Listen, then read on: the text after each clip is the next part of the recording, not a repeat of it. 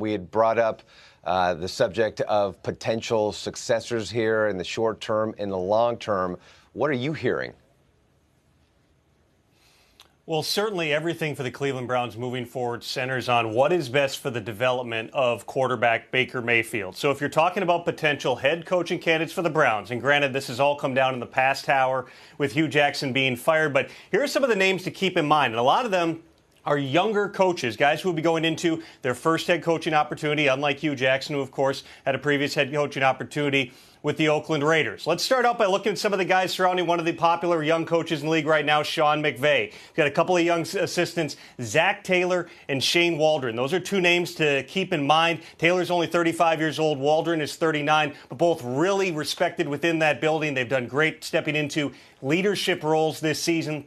Those are two names to keep in mind. Also, Dan Campbell, assistant head coach with the New Orleans Saints, somebody that people within the league, when I was writing a story on this last week for NFL.com, I got probably more calls about Dan Campbell than anyone else. He's not a scheme guy. He's not a coordinator.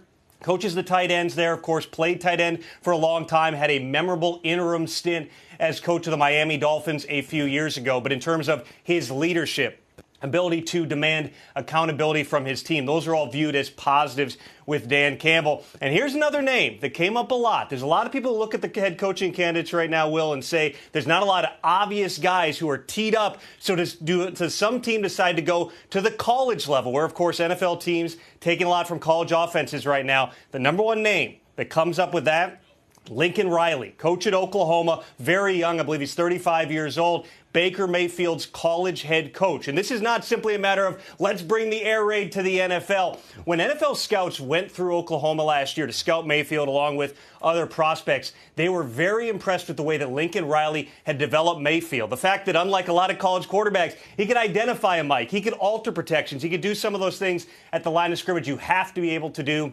at the pro level. There will be some other names thrown around. There's other candidates like the Vikings offensive coordinator, John DeFilippo, who a lot of people within the league expect to get an opportunity. Some other younger guys on the defensive side, like a Brian Flores, who's currently in his first season calling plays for the Patriots under Bill Belichick. All those guys are names that you're going to hear when the coaching carousel starts to spin. And one of the advantages of the Browns making this move now, they can go full bore into gathering information, vetting these candidates, and figuring out what direction they want to go.